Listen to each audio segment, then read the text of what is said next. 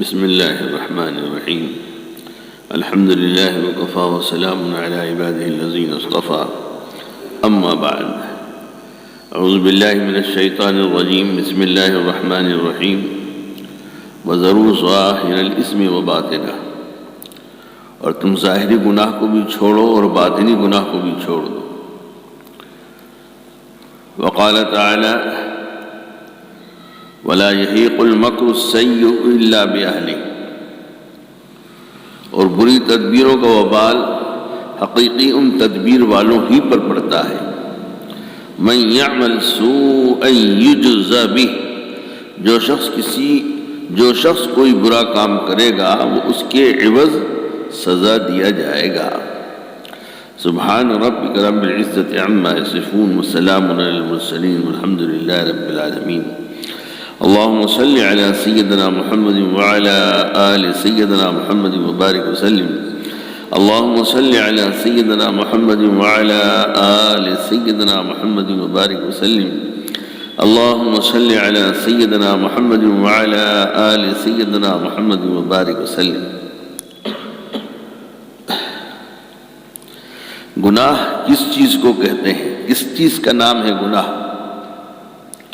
اللہ عز و جل قرآن کریم میں ارشاد فرما رہا ہے: وَذَرُوا ظَاهِرَ الْإِثْمِ وَبَاطِنَهُ، چھوڑ دو وہ گناہ جو تم ظاہر میں کرتے ہو، کھلم کھلا کرتے ہو، یا چھپے ہوئے کرتے ہو. گناہ کہتے ہیں کوئی بھی کام کتاب و سنت کے خلاف، کوئی بھی کام کتاب و سنت کے خلاف کرنا، اللہ رب العزت کے حکم مبارک کو توڑنا اور نبی علیہ السلام کی مبارک سنت کو چھوڑنا، اس کو گناہ کہتے ہیں. اللہ کے حکم کو توڑنا، نبی صلی اللہ علیہ وسلم کی سنت کو چھوڑنا، اس کا نام گناہ ہے. ہمیں اس بات کا حکم دیا جا رہا ہے کہ گناہ جو ہم ظاہر میں کرتے ہیں یا چھپے ہوئے کرتے ہیں، ہم ان تمام گناہوں کو چھوڑ دیں. جو گناہ ہم ظاہر میں کرتے ہیں اور جو چھپے ہوئے کرتے ہیں، ایک تو یہ گناہ ہے کہ سب کے سامنے کر رہے ہیں، اور ایک گناہ ایسا ہے کہ چھپ کے کر رہے ہیں. جوا کھیل رہے ہیں، چھپ کے کر رہے ہیں. شراب پی رہے ہیں، شراب خانے میں جا رہے ہیں، گھر لا کر کے پی رہے ہیں. جی، اور بھی برے کام ہیں، اور بہت سے ایسے جو کھلم کھلا کرتے ہیں. جی، نماز نہیں پڑھ رہے، کھلم کھلا ہزاروں لوگ دیکھ رہے ہیں، ہزاروں مسلمان باخبر ہیں کہ دیکھو نماز پڑھنے نہیں جا رہا مسلمان. ایک جگہ بہت زمانے کی بات، میری جوانی کی بات ہے. جی، گشت کر رہا تھا تو نوجوان لڑکوں کی ٹولی تھی، تو وہ بھاگے دیکھ کر کے کہ یہ آ رہے ہیں جماعت والے، تبلیغ والے. بھاگ کے دیکھ کے ایک سردار جی کھڑا ہوا تھا، تو اس نے دوڑ کے ایک دو جو اس کے ہاتھ میں ان کو پکڑ لیا اور روک لیا. اتنے میں ہم پہنچ گئے تو ہمارے سامنے وہ سردار جی ان سے پوچھ رہا ہے کہ بھاگ کیوں رہے تھے؟ یہ کون چور ہیں، ڈاکو ہیں، تمہیں مارتے لوٹ لیتے، کیا کیوں بھاگے؟ تو وہ جانتا ہوگا سردار جی کہ رہے تمہارے سے نماز کی تو کہیں گے، اور کائے کا کہیں گے؟ وہ بھگ رہے ہو، اور تم نماز نہیں پڑھو گے تو کیا میں پڑھوں گا؟ میں پڑھوں گا نماز؟ ابے تم مسلمان ہو، تمہارے مذہب کی بات تم ہی نہیں مانو گے. وہ آ رہے ہیں تم کو سمجھانے، تو بھاگ رہے دیکھ کے، اور دو گھوسے دیے. کھڑے رہو، سنو. تو کھلم کھلا ہزاروں لوگ دیکھ رہے ہیں، دیکھو اذان ہو رہی ہے، مسجد کے سامنے سے نکل رہا ہے اور نماز نہیں جا رہا ہے، جھوٹ بول رہے ہیں. تو اس قسم کے کھلم کھلا. اور گناہ ایسے جو چھپ کر کرتے، بعض گناہ ایسے کہ ابھی نماز پڑھنے میں بھی کیا، ابھی حالت نماز میں بھی گناہ کیا. کیا گناہ کیا؟ دل اللہ سے بھاگا ہوا، دل اللہ کے سامنے حاضر نہیں. تو یہ بھی تو گناہ ہی ہوا کہ نیکی ہوئی. اب یہ کسی کو دکھا؟ اتنے لوگ تھے، کسی کو کوئی ٹٹول سکتا ہے، چیک کر سکتا ہے کہ اس کا دل بھاگا ہوا تھا اور اس کا دل اللہ کے سامنے حاضر تھا؟ یہ ہے چھپا ہوا گناہ۔ اللہ کہتے ہیں اس سے بھی بچاؤ اپنے آپ کو۔ جو گناہ نظر نہیں آ رہا، دکھ نہیں رہا، اس سے بھی اپنے آپ کو بچاؤ اور پاک کرو۔ کسی کے بارے میں یہ ہوا کہ سارے یہ اتنے اچھے کپڑے پہن کے پھر رہا ہے، خدا اس کا بیڑا غرق کرے اور اس کی آمدنی کم ہو، اس کے مال میں آگ لگے، جی یہ کیا نیکی ہے؟ جی یہ گناہ، یہ کہاں ہے؟ اندر۔ 100 آدمی کے بیچ میں ہو تو یہ اس کے اندر کا جو جذبہ خیال آیا ہے، حسد پیدا ہوا، کسی کو پتہ چل سکتا ہے؟ اللہ جانتا ہے اور یہ خود جانتا ہے۔ اللہ کہتا ہے اس سے بھی بچاؤ اپنے آپ کو، یہ بھی گناہ ہے۔ کھلم کھلا گناہ سے تو بچاتے ہو شرم سے، جی لحاظ سے، یہ گناہ میں نہیں جانتا ہوں، کوئی نہیں جانتا، اس سے بھی اپنے آپ کو پاک کرو، اس سے بھی اپنے آپ کو بچاؤ۔ یہ ہے اللہ عز و جل کا مطالبہ مجھ سے، آپ سے، ہر مسلمان سے، ہر ایمان والے سے۔ تو ہمیں حکم دیا چھوڑ دو وہ گناہ جو تم ظاہر میں کرتے ہو یا چھپے ہوئے کرتے ہو، اور جب تک کہ یہ چیز نہیں آئے گی، جب تک ایمان کامل ہی نہیں، کامل ایمان ہی نہیں ہے، کامل مسلمان نہیں ہے، کچا ادھورا مسلمان ہے، کچا ایمان ہے، ناقص ایمان ہے۔ جب دونوں طرف سے یہ جو میں نے 2-3 مثالیں دی، ان گناہوں سے بھی بچے گا، اور ان گناہوں سے بھی، دکھنے والے گناہ سے بھی اور پردے والے گناہ سے بھی بچے گا، تب ایمان کامل ہوگا، تب یہ دل صاف ہوگا، باطن صاف ہوگا، پھر اللہ کی محبت دل کے اندر داخل ہوگی، پھر اللہ کی معرفت حاصل ہوگی، پھر نماز کے اندر روحانیت ہوگی، نماز میں جان ہوگی، پھر کوئی بھی حاجت ہوگی 2 رکعت پڑھے گا، اللہ کے سامنے ہاتھ اٹھائے گا، کام بن جائے گا، کام بن جائے گا۔ جی ہمیں تمہیں جتنا اپنی جیبوں پر اور اپنے بینک بیلنس پر جتنا اعتماد اور یقین ہے، ٹٹول لو اپنے آپ کو، اتنا نماز پر ہے، جی اتنا نماز پر اعتماد اور یقین ہے، ارے کیا گھبرانے کی بات ہے، کیا پریشانی کی بات ہے؟ ابھی مسجد میں جاؤں گا، یہ گھر جاؤں گا، وضو کروں گا، 2 رکعت صلاۃ حاجت پڑھ کے اللہ سے کہہ دوں گا، اللہ سے مانگوں گا، کام بن جائے گا۔ ہے ایسا یقین؟ صحابہ کرام رضوان اللہ تعالی علیہم اجمعین، تابعین، تبع تابعین، اولیاء کرام، مشائخ اعظام، ان کو یہ نوٹ جو ہمارے پاس ہے نا، بیلنس، اس سے زیادہ ان کو اعتماد نماز پر، اس پر ان کا یقین۔ اس لیے جب بھی جو کوئی آیا 2 رکعت نماز پڑھی، ہو گیا کام، اللہ سے مانگا، کام بن گیا۔ جیسے آپ کی تجوری میں، آپ کی گودریج میں، لاکر میں پیسے رکھے، کوئی آ گیا مسئلہ، کھولا نکالا، کوئی ٹینشن ہی نہیں، کوئی فکر الجھن ہی نہیں طبیعت میں کہ کیا کروں گا، کیسے کروں گا، کتنی آسان ہے، اس لیے کہ ہے دیا۔ ایسے ہی نماز، جی وضو کیا، 2 رکعت صلاۃ پڑھی، اللہ سے ختم کر، بس۔ لیکن یہ کون کر سکتا ہے؟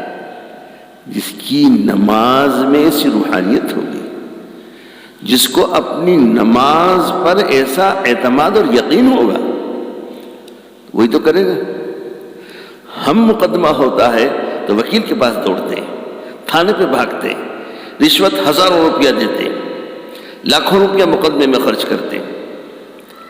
مسجد میں کوئی آتا ہے، رسمی دعا، اللہ اب مولانا دعا کر دینا، مقدمے میں پھنس گیا ہوں، بیٹا کو حوالات میں بند کر دیا ہے، ضمانت نہیں ہو رہی ہے، رسمی چیز ہے۔ ابے بھائی تیری نماز میں وہ روح کہاں ہے، وہ روحانیت کہاں ہے؟ کہاں سے ہوگا، کہاں سے قبول ہوگی؟ صحابہ کرام رضوان اللہ تعالیٰ اجمعین کو جب اللہ کے رسول معراج سے تشریف لائے اور کہا کہ یہ 5 وقت کی نماز اللہ نے تحفے میں عطا کی ہے، فرض کر دی گئی۔ صحابہ کو عید سے زیادہ خوشی تھی۔ کسی کو 50 سال کی عمر میں کسی کی اولاد ہو جائے کتنا خوش ہوگا، اور وہ بھی بیٹا ہو جائے کتنا خوش ہوگا۔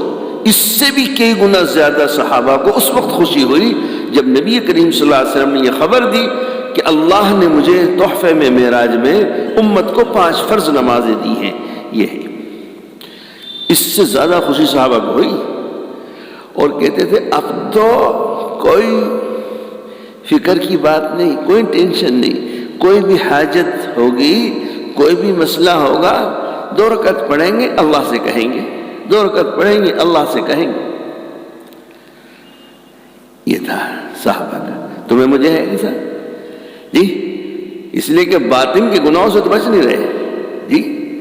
ہم نے ٹوپی جی، عمامہ، داڑھی، کرتا پاجامہ، عالمانہ بزرگانہ لباس، ظاہر حلیہ اختیار کر رکھا ہے، یہ بھی اللہ کی نعمت ہے، یہ بھی معمولی چیز نہیں ہے، یہ بھی اللہ کی۔ لیکن لوگ ہم کو فرشتہ سمجھتے ہیں، لیکن میں کیا ہوں یہ تو میرا اللہ جانتا ہے اور میں جانتا ہوں۔ یہ تو ان کی ایک صفت ہے، ان کے ناموں میں کہ ایک نام ہے ستار۔ ستار کے معنی پردہ پوشی کرنے والا، چھپانے والا۔ اس لیے میرے پاس کیا گناہوں کا انبار ہے آپ جانتے ہیں، آپ کے پاس کیا ہے میں جانتا ہوں۔ اس رب نے پردہ ڈال رکھا ہے، چھپا دیا ہے، اس لیے کسی کو پتہ نہیں۔ اس لیے حضرت ہاتھ چوم رہے ہیں، مصافحہ کر رہے ہیں، سن رہے ہیں۔ اگر وہ سارے کھوٹے کرم، وہ کھوٹے کرتوت معلوم ہو جائے تو آپ بیٹھیں گے میرے پاس، کوئی سنے گا؟ صورت دیکھنے بھی پسند نہیں کریں گے، شکل دیکھنا بھی پسند نہیں کریں گے۔ یہ اس اللہ کی مہربانی ہے کہ ظاہر صلحاء کی نقل میں کر لیا ہے جی، لیکن باطن کیا ہے یہ تو بس اللہ ہی جانتا ہے۔ اس کی پول موت کے بعد کھلے گی حشر کے میدان میں۔ اس لیے نبی کریم صلی اللہ علیہ وسلم اللہ سے کیا دعا کرتے تھے؟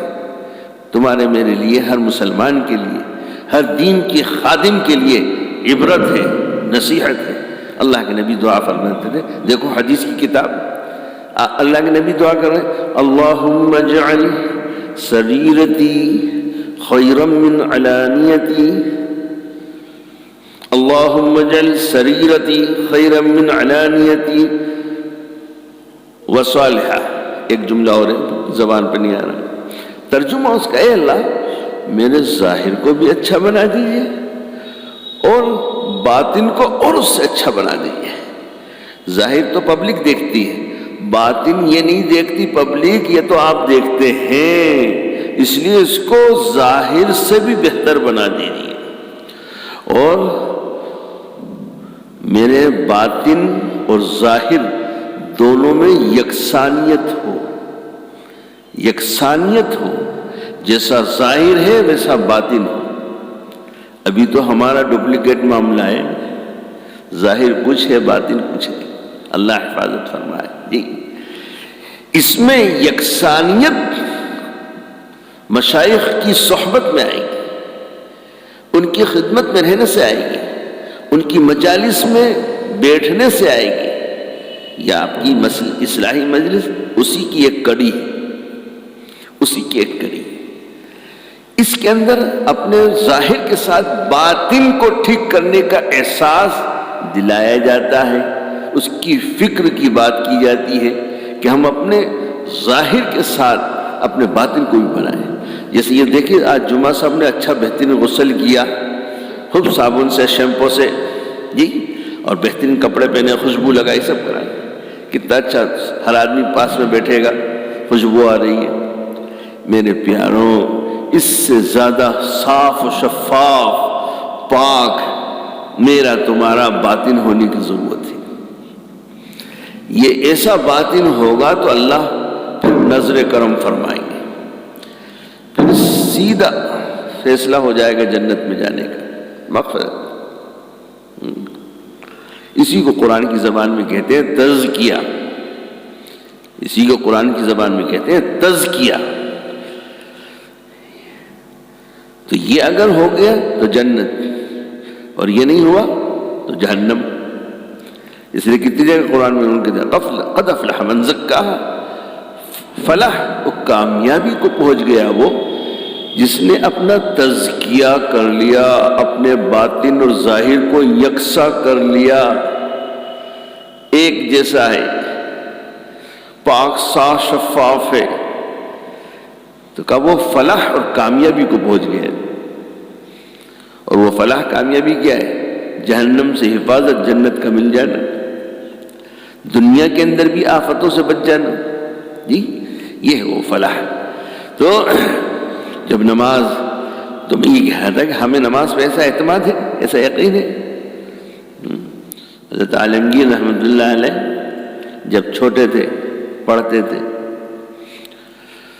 اللہ، شاہ جہاں ان کا باپ تھا، وہ بادشاہ تھا، تو یہ اس زمانے کے بڑے محدث تھے، بہت بڑے بزرگ تھے، ملا جیون رحمۃ اللہ علیہ، بڑے بڑے حضرات ان سے پڑھتے تھے، اور بڑے بڑے نامور لوگ ان سے، ان کے شاگرد تھے، غالباً ان کے پاس پڑھتے تھے۔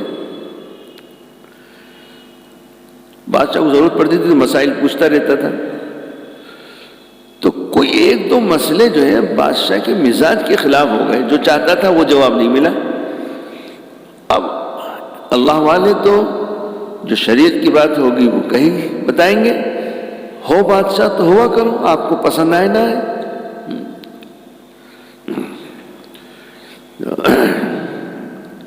تو بادشاہ ناراض ہو گیا۔ میرے بھی والد صاحب رحمۃ اللہ علیہ ایک اجین کے بڑے آدمی تھے، بڑے سرمایہ دار آدمی تھے، بہت بڑا آدمی۔ انہوں نے بھی کوئی مسئلہ پوچھے تو وہ ان کے مزاج کے خلاف ہو گیا۔ ان کو کیا رہے ہمارے خلاف مسئلہ، تو وہ ڈنڈا لے کے میرے والد صاحب کو مارنے کے لیے آ گئے۔ تو آ رہے تھے، راستے میں کوئی مل گیا کہ کہاں جا رہا ہے، بڑے غصے، کہا کہ بہت اللہ خیر کرے، بڑے غصے میں کہہ رہے ان کو مارنے جا رہا ہوں، مسئلہ غلط ہوتا ہے۔ انہوں نے ہاتھ پکڑ لیا، کیا مسئلہ تھا؟ تو کہا انہوں نے تو قرآن حدیث کی بات بتائی ہے، اپنی جان پہ ظلم کر رہا ہے، ایسی غلطی کر مت بیٹھنا، کسی ایسے آدمی پہ ہاتھ اٹھا دینا تباہ ہو جاؤ گے، جاؤ واپس۔ اس کو خوف ڈرا دلا کے واپس کر دیا۔ تو شاہ جہاں بھی ناراض ہو گیا، تو اس نے حکم جاری کیا کہ جاؤ ملا جیون کو گرفتار کر لاؤ، جیل میں ڈالو۔ تو عالمگیر وہیں بیٹھے ہوئے تھے، ابا کی بات سنی تو گھبرائے، ننگے پیر دوڑتے دوڑتے استاذ محترم کے پاس آئے کہ حضرت وہ بادشاہ نے، ابا نہیں کہا بادشاہ نے آپ کی گرفتاری کا وارنٹ جاری کر دیا ہے، پولیس آ رہی گرفتار کرنے۔ اچھا ہمیں گرفتار کرے گا؟ تو جو خادم تھا ملا جیون رحمۃ اللہ علیہ کے، خادم سے کہا جاؤ میرے ہتھیار لے آؤ، میرے ہتھیار لے آؤ، شاہ جہاں سے آج مقابلہ ہے۔ تو آپ سمجھ رہے ہوں گے کہ تلوار، نیزہ، کوئی بڑا چھری، گپتی، ہتھیار جب کہا تو جاؤ میرے ہتھیار لے۔ اب عالم دین نے سنا کہ استاذ محترم نے ہتھیار اٹھانے کا حکم دے دیا ہے، تو پھر وہاں سے دوڑے ننگے پیر، وہ کہا ابا جان تباہ ہو جاؤ گے، پوری حکومت کا تختہ اڑ جائے گا، استاذ محترم نے ہتھیار منگا لیے ہیں، خیریت چاہتے ہو جلدی جاؤ دوڑ کے معافی مانگ لو۔ تو بادشاہ سمجھتا تھا کہ کون ہے وہ، کیا ان کی حیثیت اور کیا مقام ہے، جانتا تھا، لیکن ایک آدمی کو گرمی ہوتی نا، مال کی، عہدے کی، خاندان کی، جوانی کی، زوم ہوتا، گرمی ہوتی، نشہ ہوتا ہے، تو بادشاہ نے نشے میں گرفتاری کا آرڈر جاری کر دیا، لیکن جانتا تھا کہ ان کا اللہ سے کیا معاملہ ہے، وہ کیسا ولی کامل ہے، جانتا تھا. تو جب عالمگیر نے کہا کہ بچانا چاہتے ہو حکومت کو اور اپنے کو، جلدی جا کے معافی مانگ لیجیے، ہتھیار منگا لیے. اب خادم کیا ہتھیار لینے گیا ہے؟ خادم مسلح، لوٹا، تسبیح، مسواک، یہ وہ لے کر کے آئے. وضو کیا، مسواک کی، وضو کیا، اور وضو کر کے مصلی پہ کھڑے ہو رہے تھے. بس اللہ اکبر کہنے کی دیر اتنے بادشاہ آ گیا اور آ کے پیر پکڑ لیے. پیر پکڑ لیا، کہا حضور غلطی ہو گئی، خدا کے لیے معاف کر دیجیے، آئندہ ایسی گستاخی نہیں کروں گا. کہا نہیں، آج تیرا ہمارا فیصلہ ہو جاتا ہے، آج ہمارا تیرا فائنلی کر دیتے ہیں، مقابلہ ہی ہے تیرا. رونے لگا، گڑ گڑا رہا، پیر پکڑے ہوئے. آخر بہرحال اللہ والے رحم دل بھی ہوتے ہیں، چھوڑ دیے. سمجھا؟ تو کیا کرنے والے تھے وہ؟ اللہ اکبر کے 2 رکعت پڑھنے والے تھے. اللہ اکبر کے 2 رکعت کہنے والے، جانتا تھا کہ 2 رکعت کے بعد جو ہاتھ اٹھا دیا انہوں نے، تباہ ہو جاؤں گا. تو یہ کون کر سکتا ہے؟ جس کو اپنی نماز پر اعتماد ہوگا اور جس کی نماز اس قابل ہوگی. میری تمہاری نماز سر کا درجی دور نہیں ہو رہا بابا، تو کیا کام ہوگا؟ اس لیے کہ یہ نماز میں روحانیت ہی نہیں ہے. گندگی، دل کی گندگی کے ساتھ، باطن کی گندگی کے ساتھ یہ نماز ہے کام. اس لیے علامہ اقبال نے کہا، کبھی قبلہ رخ جو کھڑا ہوا، کبھی قبلہ رخ جو کھڑا ہوا تو حرم سے آنے لگی صدا. کبھی قبلہ رخ جو کھڑا ہوا تو حرم سے آنے لگی یہ صدا. تیرا دل تو ہے شنم آشنا، تیرا دل تو ہے شنم آشنا، تجھے کیا ملے گا نماز میں. صنم بت کو کہتے ہیں. تو کہا تیرا دل تو بتوں میں پھنسا ہوا ہے. مال یہ ایک بت ہے، نفسانی خواہش یہ ایک بت ہے، غرور تکبر یہ ایک بت ہے. تو تیرا دل تو ان میں الجھا ہوا ہے، تو تجھے نماز میں کیا ملے گا؟ کبھی قبلہ رخ جو کھڑا ہوا تو حرم سے آنے لگی یہ صدا. تیرا دل تو ہے صنم آشنا، تجھے کیا ملے گا نماز میں. تو میری تمہاری نماز ایسی ہے جی. تو کیا ہو رہا ہے سب اپنی جانتے. تو نماز جب دل پاک ہوگا، باطن پاک ہوگا، اسی لیے تو اللہ نے حکم دیا وَذَرُوا ظَاهِرَ الْإِثْمِ وَبَاطِنَهُ، ظاہری گناہ سے بھی بچاؤ اور باطنی چھپے ہوئے گناہوں سے بھی بچاؤ. تب تمہارا ایمان کامل ہوگا، تب تمہارا باطن صاف شفاف صاف ستھرا ہوگا، میرے سامنے کھڑے ہونے کے قابل ہوگے، اور تم اس قابل ہوگے کہ اب میں تمہاری طرف توجہ دوں، اب تمہاری طرف توجہ کروں. سبحان اللہ. دیکھیے 30ویں پارے کی سورہ فجر ہے، اس میں اللہ فرماتے ہیں یا ایھا النفس المطمئنہ. 3 نفس کی 3 کنڈیشن ہے. ایک نفس امارہ ہے، ایک نفس لوامہ ہے، اور ایک نفس مطمئنہ ہے. نفس امارہ جو ہے، وما ابرئ نفسی ان النفس لامارۃ بالسوء الا ما رحم ربی. کہ یہ نفس جو ہے نا، نفس امارہ، یہ تو برائی کی طرف دھکیلے گا. اس نے تو طے کرا کہ بابا اچھائی کی طرف لے جانے کے نہیں تجھے. یہ پہلے درجے کا ہے نفس امارہ. اب اگر اس کی تربیت، اس پر محنت نہیں کی تو یہ ایسے ہی رہے گا. کتنی سنو دین کی بات، قرآن حدیث کی بات، کوئی اثر نہیں ہوگا.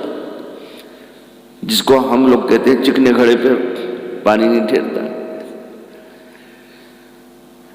نفس امارہ کا غلام بن کے جی رہا ہے. دوسری لفظ لوامہ، کہ کچھ بزرگوں کی دعائیں، کچھ خیر کی مجلسوں سے تھوڑا نرم ہوتا ہے، اس میں مضبوطی نہیں، پائیداری نہیں ہے۔ کبھی پڑھی نماز، کبھی چھوڑ دی، بخار آ گیا، نزلہ ہو گیا جی، کوئی دوست آ گیا، کوئی گراہک آ گیا، کوئی ہو گیا، چلو پڑھ لیں گے بھٹے میں۔ اندر سے وہ کہتا ہے ابے کیوں چھوڑ رہا، ٹائم پہ کر لے۔ دو، اور تیسرا نفس مطمئنہ، یہ آخری درجہ ہے، لیکن ہے ایک پہلا درجہ کہ وہ اتنی محنت، تزکیہ ہو جاتا ہے اس کے قلب کا، اس کے باطن کا تزکیہ ہو جاتا ہے، نفس کا تزکیہ ہو جاتا ہے، قلب کا تصفیہ ہو جاتا ہے۔ تزکیہ نفس کا اور تصفیہ قلب کا، یہ اگر ہو جاتا ہے تو پھر نفس امارہ بھی ختم ہو جاتا ہے، لوامہ بھی ختم ہو جاتا ہے، مطمئن نہ ہو جاتا ہے، خیر ہی کی طرف دھکیلے گا، خیر کی طرف رہنمائی کرے گا، خیر کی طرف ہی چلائے گا، نافرمانی سے، گناہ سے، معصیت سے بچائے گا۔ جب نفس مطمئنہ تزکیے کے ذریعے نفس مطمئنہ بن جائے گا، تزکیے باطن کے ذریعے سے، تو پھر اللہ کہتا ہے کہ اب تو اس قابل ہوا کہ میں تجھ سے مخاطب ہوں، میں تجھ سے بات کروں، میں تجھ سے مخاطب ہوں، اب تو اس قابل ہوا۔ تو ہم تو پہلے ہی نمبر میں پھنسے ہوئے ہیں، تو اللہ ہم سے کیا مخاطب ہوگا، کیا بات کرے؟ جیسے بہت سے ایسے لوگ ہوتے ہیں، ارے میں اب جاؤ، میں آپ سے بات کرنا نہیں چاہتا۔ کوئی بیچارہ غریب ہو، کمزور ہو، بڈھا حالہ ہو، جس سے عداوت ہو، نفرت ہو، میں آپ کی شکل دیکھنا نہیں چاہتا، بات تو دور کی بات، جائیے۔ وہ نہیں جائے گا تو ہم خود چل دیں گے، اٹھ کے دروازہ بند کر لیں گے۔ اور کوئی جگری دوست آ جائے، آئیے آئیے آئیے، بیٹھیے، صوفے پہ بٹھائیں گے، پنکھا چلائیں گے، اے سی چلائیں گے، کولر چلائیں گے، ناشتہ کریے، پانی پیجیے، کھانا کھائیے، آرام کریے، چونکہ ہمیں اس سے محبت ہے، ہم اس سے مطمئن ہیں۔ یہ آپ کا حال ہے اس کے ساتھ، اور جس کو آپ چاہتے ہیں، جس کی طرف سے آپ کا دل صاف ستھرا ہے، نفرت کے بجائے محبت ہے، عداوت کے بجائے محبت ہے، اس کے ساتھ یہ، اور جس سے نفرت ہے، آپ کو عداوت ہے، آپ اس کی شکل دیکھنا نہیں چاہتے، بات تو سننا دور کی بات ہے۔ اللہ بھی اس کا بھی معاملہ ہے، جس کا باطن گندا، جس کا دل گندا، اللہ اس سے بات کرنا بھی نہیں چاہتے، اس سے مخاطب نہیں ہوتے۔ اس لیے قرآن نے کہا، اللہ نے کہا یا ایتھا النفس المطمئنہ، جب نفس مطمئنہ جن کا ہو جاتا ہے تو اللہ ان سے مخاطب ہو رہا ہے، اللہ ان سے مخاطب ہو رہا ہے، ان سے بات کر رہا ہے، اور ان کو بشارت دے رہا ہے، خوشخبری دے رہا ہے۔ کیا کہہ رہا ہے؟ ارجعی، لوٹ جا۔ موت کے وقت اللہ اس سے بات کرتا ہے، موت کے وقت اللہ اس سے مخاطب ہوتا ہے۔ ارجعی الی ربک، اپنے رب کی طرف لوٹ جاؤ، رب کے پاس سے گئے تھے، واپس رب کی طرف ہی لوٹ جاؤ۔ ارجعی الی ربک، اور اس حال میں لوٹ رہے ہو تم راضیۃ مرضیہ، وہ رب تجھ سے راضی ہے، اب تو راضی ہو جا رب سے، وہ تو میں تیرا رب راضی ہوں، اب تم مجھ سے راضی ہو جائے۔ الی ربک راضیۃ مرضیہ، اور آگے پھر خوب مخاطب ہو رہے ہیں، بات کر رہے ہیں، تسلی دیتے ہیں، جیسے بچوں کو تسلی دیتے، اب کہاں جا رہا ہے ابا؟ بمبئی جا رہا ہوں۔ کب آؤ گے؟ 10 دن میں آؤں گا۔ رونے لگتا ہے بچہ، منہ بناتا ہے، اس کو تسلی، نہیں جلدی آ جائیں گے، اب تمہیں یہ چیز دیں گے، دیکھو یہ مٹھائی لائیں گے تمہارے لیے، یہ کھلونے لائیں گے، یہ لائیں گے، اچھا تم بتاؤ اور کیا لائیں؟ اب بہلاتے ہیں نا اس کا دل، اس کے غم کو ہلکا کرتے ہیں۔ اللہ بھی کہ غم مت کر، یہ بیوی بچے مکان سب چھوٹ رہا، دنیا چھوٹ رہی نہیں، ارے تو اس حال میں تیرے رب سے ملاقات کر رہا ہے، تیرے رب تو اس سے راضی ہے، تو بھی راضی ہو جائے۔ اب آگے وہ بچے کی طرح جیسے آپ اس کو بہلا رہے ہیں، اس کے غم کو دور کر رہے ہیں، اس کو تسلی دے رہے ہیں، اس کو خوش کر رہے ہیں، تو آگے ارشاد فرماتا فَادْخُلِي فِي عِبَادِي، نیک مطیع فرما برداروں میں ہم نے تجھے شامل کر دیا، ہو جا ان میں شامل، اطاعت گزار ہو۔ آگے اور پھر اس سے آگے کی خوشخبری، وَادْخُلِي جنتی، جنت میں داخل ہو جاؤ، مغفرت کر دیا جاؤ۔ تو جب نفس مطمئنہ بنتا ہے تو اللہ کہتا اب تو میرے سے تو اس قابل ہوا کہ میں تجھ سے بات کروں، میں تجھ سے مخاطب ہوں۔ اور باطن گندا ہے، دل گندا ہے، اس کو پاک نہیں کیا تو پھر کیا؟ یہ بھی قرآن کی 30ویں پارے کی آیت پڑھی میں نے، اب 18ویں پارے کی آیت جی، سورہ حج ختم ہو رہی ہے، آخری رکوع جی، جہنم میں عذاب ہو رہا ہے، پریشان ہے، اللہ اللہ پکاریں گے، اللہ اللہ اللہ کو پکاریں گے، اللہ رحم کر دے، اللہ عذاب ہلکا کر دے، بہت تکلیف ہے، بہت۔ اللہ کیا کہے گا؟ نہ تو نے نفس مطمئنہ بنایا تھا، نہ نفس لوامہ بنایا، تو نے نفس امارہ کی غلامی میں جیا۔ سمجھانے والوں نے تجھے سمجھایا لیکن تو نہیں سمجھا، تو نے اپنے حال کو نہیں بدلا، اپنی چال کو نہیں بدلا۔ اللہ جلال کے عالم میں ہوگا، بہت جلال اور غصے میں فرمائے گا۔ دیکھو 18ویں پارے کا 6واں رکوع، سورہ حج ختم ہو رہی ہے، اس میں اللہ کہہ رہا ہے اخسؤ قال اخسؤ فیہا ولا تکلمون، قال اخسؤ فیہا ولا تکلمون، خبردار مجھ سے بات نہیں کرنا، مجھے نہیں پکارنا۔ تجھے میری طرف پکارا جاتا تھا تو نہیں آتا تھا، تو نہیں کان دھرتا تھا، نہیں آیا، میری پکار دنیا میں نہیں سنی 60-70 سال کی زندگی میں۔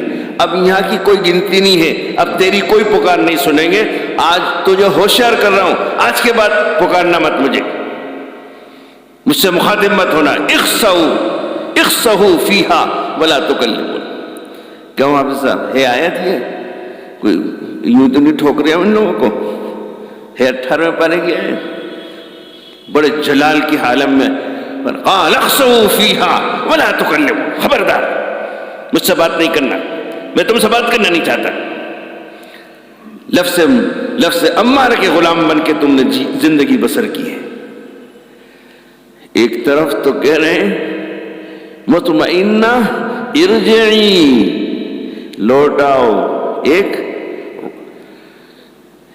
کہاں لوٹاؤ؟ ربک، رب کے پاس، راضیہ، وہ راضی رب، مرضیہ، تم بھی راضی ہو جاؤ، فادخلی، 5 نیک اطاعت گزار فرما برداروں میں ہم نے تمہیں شامل کر دیا، نہ فرمانوں میں نہیں کیا، فرما برداروں میں۔ اور 6ٹھی چیز فی جنتی، جنت میں داخل ہو جاؤ۔ میرے دوستو یہ چیز حاصل ہوتی ہے خانقاہوں کے اندر، بزرگوں سے اصلاحی تعلق قائم کر کر کے ان کی نگرانی میں چلیں، ان کے ارشادات پر عمل کریں، معمولات پورے کریں، اس سے یہ نفس امارہ سے پھر دوسرے اسٹیج پر آئے گا، لوامہ بنے گا، پھر لوامہ سے مطمئن انشاءاللہ لگے رہیں گے، لگے رہیں گے، لگے رہیں گے، کرتے رہیں گے، ڈرتے رہیں گے، مانگتے رہیں گے۔ انشاءاللہ امید کی جا سکتی ہے کہ موت سے پہلے پہلے اللہ میرے آپ کے ہمارے نفس کو نفس مطمئنہ بنا دیں گے۔ بس نفس مطمئنہ بنا دیں گے تو ہم اس قابل ہو گئے کہ اب اللہ ہم سے ہم کلام ہو، اللہ ہم سے بات کرے، ہم کو بشارتیں سنائے، اب اس قابل ہوئے۔ اب ہم اپنے آپ کو ٹٹولیں، ابھی ہم کس قابل ہیں؟ کس قابل ہیں؟ جی وہی بات ہے جو ابھی میں نے کہی، سر کا درد ہی دور نہیں ہو رہا، نماز بھی پڑھ رہے ہیں، تہجد بھی پڑھ رہے ہیں، سب ہو رہا جی۔ کیوں؟ وہ توجہ نہیں دیتے، دھیان ہی نہیں دیتے، دیکھتے ہی نہیں۔ میرے دوستو بس یہ خانقاہیں جو ہندوستان میں پوری دنیا میں قائم ہیں، مشائخ اعظام ہیں، اہل اللہ بیٹھے ہوئے ہیں، لوگ جاتے ہیں، بیعت ہوتے ہیں، مرید ہوتے ہیں، ان کے معاملات پر عمل کرتے ہیں، یہ اسی کی محنت ہے کہ میرا نفس مطمئنہ بن جائے، میں اس قابل ہو جاؤں کہ اللہ مجھ سے مخاطب ہو، اللہ مجھ سے بات کرے۔ یہ ایسے نہیں ہو جائے گا۔ اگر ایسے ہوتا تو قرآن میں وَيُزَكِّيهِمْ اللہ نہیں کہتا قرآن میں۔ جو لوگ اس سے بہت غافل ہیں، اس کو ضروری نہیں سمجھتے، اپنی جان بچاتے ہیں، سمجھتے کہ ہم تو یہ کر رہے ہیں دین کا کام، بس اسی میں ہمارا تو سب کچھ ہو جائے گا، تو پھر اللہ نے کیوں کہا؟ یہ کیوں قرآن میں کہا؟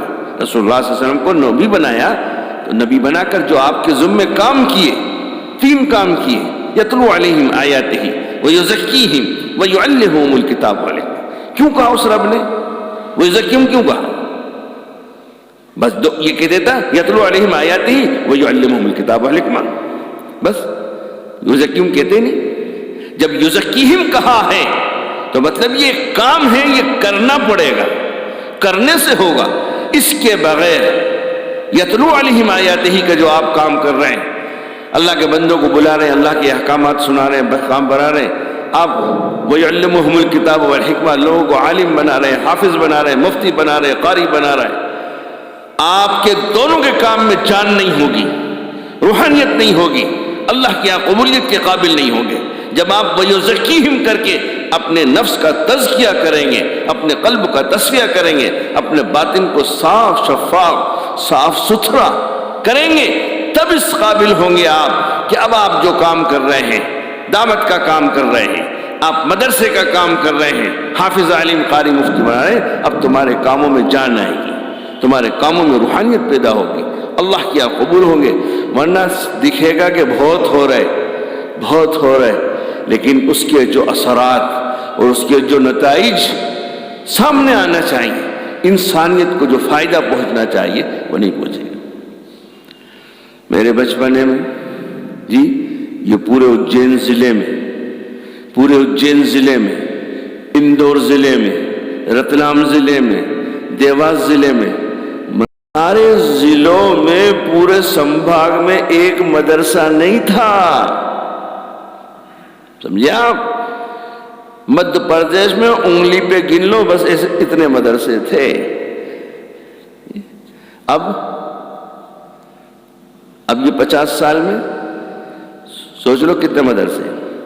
ابھی میں نے گزشتہ سال جنوری میں رابطہ مدارس اسلامیہ ہے دارالعلوم دیوبند نے آل انڈیا رابطہ مدارس بنایا، پورے ہندوستان کے مدرسوں کا نظام اور ریکارڈ، پھر اس کو صوبوں میں تقسیم کیا کہ ہر صوبے کی کمیٹیاں بنا کر کے کہ تمہارے صوبے میں کتنے مدرسے ہیں، انکوائری کرو، چیک کرو۔ پھر صوبے والوں سے کام سمٹ نہیں رہا تھا تو ان کا اس کو آسان کرو، تو پھر دارالعلوم دیوبند سے کہا گیا کہ اس کو آسان کرو، قابو میں نہیں آ رہا۔ تو پھر گزشتہ سال یہ ہوا رابطے کے اجلاس میں کہ ہر سمبھاگ کی کمیٹی بناؤ، وہ سمبھاگ میں 5-6 ضلع ہوں گے، وہ 5-6 ضلعوں کو کور کرنا آسان ہوگا پورے صوبے کو کور کرنے سے۔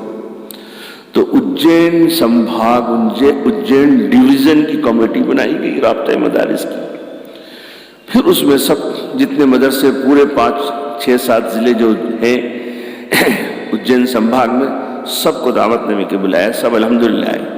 تو غالباً ایسا مجھے دھیان ہے کہ پورے سمبھاگ میں 46 مدرسے، پورے سمبھاگ میں 46 مدرسوں کے محتمم صاحبان آئے اور ان کے ساتھ میں مدرسے آئے۔ تو اب ایک تو میں نے کہا بچپن میں میرے ایک نہیں تھا، اب 46 ہے۔ پھر اس اجین ضلع میں سب سے پہلے میرے بڑے بھائی صاحب مفتی عبدالرحیم رحمۃ اللہ علیہ، وہ دارالعلوم سے فارغ ہو کر آئے، انہوں نے یہ مطلب علوم الہواری تلائی میں اس کی سنگ بنیاد رکھوائی علماء سے، اس کے بانی وہ ہیں، انہوں نے اس کو قائم کیا، چندہ کیا، تعمیر کرائی۔ زمین پاس کی خریدی اور کام شروع ہوا. آدھی جو ابھی بنی ہوئی عمارت ہے آدھی بنی ہوئی تھی اس وقت، اور وہ آدھی زمین خرید کے شامل کی تھی. کام آگے بڑھتا اور چلتا، کمیٹی سے اختلاف ہو گیا. وہ اکیلے ہی تھے بیچارے، چندہ کرنے جاتے تھے، پڑھانے والے بٹھا رکھے تھے. چندہ کر کے آتے، کمیٹی کو حساب دے دیتے، اتنا آیا اتنا خرچ ہوا. اب ایک رسید ایسی تھی کہ اس پر باقی لکھا تھا، بمبئی کی 5,000 روپے کی رسید تھی اور باقی تھی. تو مرحوم نے حساب دیا اور کہا بھئی یہ پیسے آئے نہیں ہیں، یہ باقی ہے، یہ جب آئیں گے جمع کر دوں گا. تو کمیٹی نے اس کو مانا. تو انہوں نے کہا میرے کے پیسے سے کرائے سے بمبئی لے کے چلتا ہوں، چلو، اور جس آدمی کی یہ رسید ہے یہ رسید بک لے کے چلتا ہوں، دکھا دو. وہ اگر کہہ دے کہ ہاں میں نے نہیں دیے ادھار ہیں، بات ختم. اور وہ کہے کہ نہیں میں نے دے دیے، مولانا جھوٹ بول رہا، کوئی تیار نہیں ہوا. پھر بھی وہ آدمی لے کے گئے بمبئی اپنے خرچ سے، اور اس آدمی سے ملایا، وہ رسید بک ملائی. وہ رسید اس سے لے کر کے اس کا رسید بک کا جو نمبر تھا وہ اس سے ملایا. اس نے اقرار کیا کہ ہاں میں نے دیے نہیں ہیں، ادھار ہے، میرے کو تنگی تھی. میں نے کہا مولانا آپ اگلی بار آئیں گے دے دوں گا. وہ یہاں آئے، پھر شرمندگی ہوئی، کہا اچھا ہم معافی مانگتے ہیں. تو انہوں نے کہا اب معاف نہیں کروں گا، استعفیٰ دے دیا کہ نہیں ختم. اب وہ مزیداری نہیں کی، کرکراہٹ آ گئی. اب تم کو ہمیشہ مجھ پر شک ہی رہے گا، صبح ہی کرو گے، شک کی نگاہ سے مجھے دیکھو گے. لہٰذا انہوں نے استعفیٰ دے دیا. استعفیٰ دے کے کچھ وقت رہے، پھر بمبئی شفٹ ہو گئے. اللہ نے وہاں خوب کام لیا ان سے. تو سب سے پہلا مدرسہ پورے سنبھاگ میں مرحوم نے یہ مدرسہ علوم قائم کیا تھا. اس کے بعد پھر مدرسہ علوم کے بعد پھر سراج علوم کو اللہ نے اسباب بنائے. پھر اس کے بعد وہ ہیرا میل، پھر ہیرا میل کے بعد وہ پنگلیشور، یہ اجین شہر، پنگلیشور شہر ہی سمجھو، یہ 4 ہو گئے اتے سے میں. پھر جاؤ تو مہت پور میں ہو گئے. تو ایسے کتنے ہو گئے. لیکن اس وقت ایک عالم تھا اجین میں، لیکن کیسا امت کا حال تھا مسلم قوم کا. اور اب اتنے ہیں کیا ہے، جو ایک سے کام ہوا وہ اتوں سے نہیں ہو رہا. جی میرے والد مرحوم تھے اور مولانا مسعود احمد صاحب تھے، بس، اور کوئی عالم نہیں تھا. رمضان میں تراویح کے لیے باہر کے آتے تھے جی، ورنہ 100 میں 90 تقریباً، کچھ کم زیادہ ہو سکتی، 90 میں الحمدللہ سے تراویح ہوتی تھی. اب جی اب میں سمجھتا ہوں 90 میں قرآن سنایا جا رہا تراویح میں. 10-20 مسجد ہوں گی جہاں الحمدللہ ایسے ہوتی ہوگی. اس راجروں کی برکت ہے جی. اب اتنے حافظ ہو گئے، اتنے عالم ہو گئے، لیکن اتنا کام جو اکیلے مولوی مسعود صاحب رحمۃ اللہ علیہ نے کیا وہ اب اتنے مل کے نہیں کرتے. وہ اتنے مل کے ان سے نہیں ہو رہا. کیا ان کی حیثیت تھی، کیا شان تھی، یہ پورا. اور وہ مرحوم اپنی زندگی میں کبھی کلکٹر کے پاس نہیں گئے، کبھی ایس پی، آئی جی، ڈی جی، پی جی کسی کے پاس نہیں گئے. مسائل شہر کے امن کے ہوتے، مسلم مسائل ہوتے تو کلکٹر، آئی جی، ایس پی مولانا کو فون کر کے ٹائم دیتے کہ ہمیں ملاقات کرنی ہے، کچھ ڈسکس کرنا ہے، ٹائم بتا دیجیے، ٹائم دے دیجیے. مولانا ٹائم دیتے. نہیں ہوتا ٹائم کہ آج ٹائم نہیں ہے، 2 دن بعد دوں گا. تو وہ لوگ گھر پہ آتے تھے، گھر پہ مولانا کی میٹنگ ہوتی تھی اور وہ کہیں نہیں جاتے تھے. آج چکر کھا رہے ہیں. ایسا بننے کے لیے تو کسی اللہ والے کی صحبت اختیار کرنی پڑتی ہے، جوتیاں سیدھی کرنی پڑتی ہیں، تب کہیں جا کے وہ اللہ بعد میں اثر دیتے ہیں، رعب ڈالتے ہیں، دبدبا ہوتا ہے، نہیں تو دھکے کھاتے رہو، کوئی سننے والا۔ آج دیکھ لیجئے کروڑوں مسلمان ہندوستان کے اندر ہیں، کیا ہو رہا ہے؟ کیا ہو رہا ہے؟ کوئی سننے والا ہے؟ کوئی توجہ ہے؟ جی کچھ نہیں، جو ان کے من میں آ رہا ہے وہ کر رہے ہیں۔ تو یہ سب ہمارا اللہ سے تعلق کمزور، مضبوط نہیں۔ اور یہ کیوں ہے کمزور؟ کہ باطن کو صاف نہیں کیا، باطنی گناہ سے ہم بچے ہوئے نہیں ہیں، دل گندا ہے، اس لیے اللہ سے جو تعلق ہونا چاہیے وہ نہیں ہے۔ نفس امارہ کی غلامی میں جی رہے ہیں، نفس مطمئنہ کب بنائیں گے؟ کب بنے گا؟ کیا ہوگا مرنے کے بعد؟ اس لیے میرے عزیزوں ضرورت ہے اس بات کی کہ میں اور آپ اپنی ذات پر ایسی محنت کریں کہ میرا نفس امارہ سے دوسری گریڈ پر آئے، دوسرے درجے پر آئے، لوامہ، پھر لوامہ سے اللہ اس کو مطمئنہ بنا دے، بس پھر تو وہ اللہ مجھ سے بات کرے گا، اور نہیں تو پھر جہنم میں پکارو گے تو دھتکار دیا جائے گا، للکار دیا جائے گا، چپ کر دیا جائے، چپ، کوئی بات نہیں کرے۔ پہلے تو نبی کریم صلی اللہ علیہ وسلم نے ہزاروں سال چیختے رہیں گے، کوئی سننے والے ہی نہیں ہوگا، کان دھرنے والے نہیں ہوگا، اس کے بعد سنا جائے گا تو دھتکار دیا جائے گا۔ اللہ ہماری حفاظت فرمائے۔ اس لیے یہ جو قرآن نے کہا نا، ربنا لقد من اللہ علی المؤمنین اذ بعث فیہم رسولا من انفسہم یتلو علیہم آیاتہ ویزکیہم ویعلمہم الکتاب والحکمہ هو الذی بعث فی الامیین رسولا منہم یتلو علیہم آیاتہ ویزکیہم ویعلمہم الکتاب والحکمہ ربنا وابعث فیہم رسولا منہم یتلو علیہم آیاتک ویعلمہم الکتاب والحکمہ ویزکیہم، ہر جگہ یزکیہم بنایا ہے۔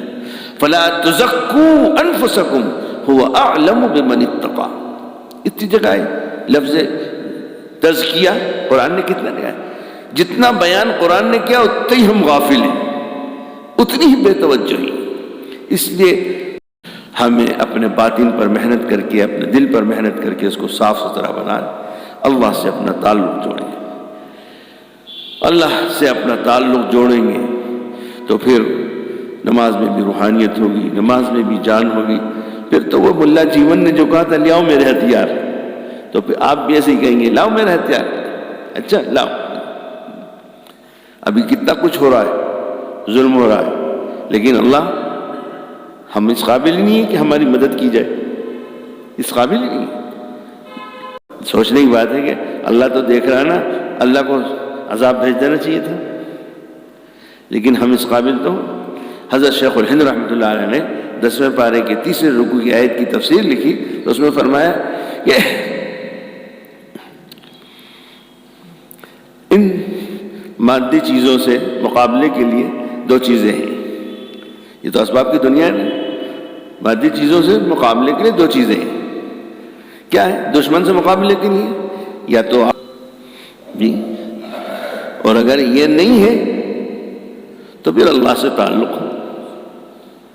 صحابہ کرام کے پاس طاقت نہیں تھی، پہلی لڑائی، پہلا جہاد کا میدان جو طے کیا صحابہ نے 313 جنگ بدر، پہلی لڑائی، رمضان کا زمانہ اور مکے کی گرمی، رمضان کا 313 وہ 1000 ہے، چند گھوڑے ہیں سب پیدل، چند تلواریں ہیں وہ بھی بوٹھی، یہ ان کی ظاہری طاقت تھی۔ لیکن کیا ہوا؟ دنیا نے دیکھ لیا، ابو جہل جو سب کا سرغنہ سردار تھا اسی میں مارا گیا، بڑے بڑے سردار مارے گئے جی۔ اللہ نے ان نہتوں کو، جن کے پاس جسم پر کپڑے بھی نہیں تھے پورے پہننے کو، پیروں میں چپل نہیں تھے، چندے لپیٹ لیے تھے، پیر زخمی ہو گئے تو تلواریں نہیں، لاٹھی نہیں، لیکن قیامت تک کے آنے والوں کو دکھا دیا دیکھو اللہ سے تعلق تھا، روحانیت تھی، قلب اور باطن صاف ستھرا تھا، ہم سے تعلق تھا، ہم نے آسمان سے فرشتے اتار دیے، اب فرشتوں نے آ کے قتل عام کیا اور ان مٹھی بھر کو غلبہ عطا فرمایا، جیت گئے۔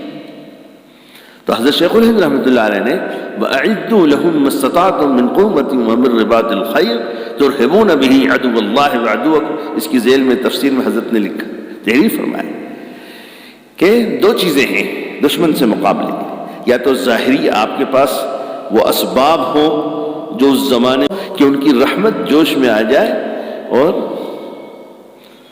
آسمان سے ملائکہ اتار کے آپ کی مدد کر دیں۔ تو اب دیکھو اس وقت تو پھر ہم اللہ سے کیوں تعلق نہیں قائم کرتے؟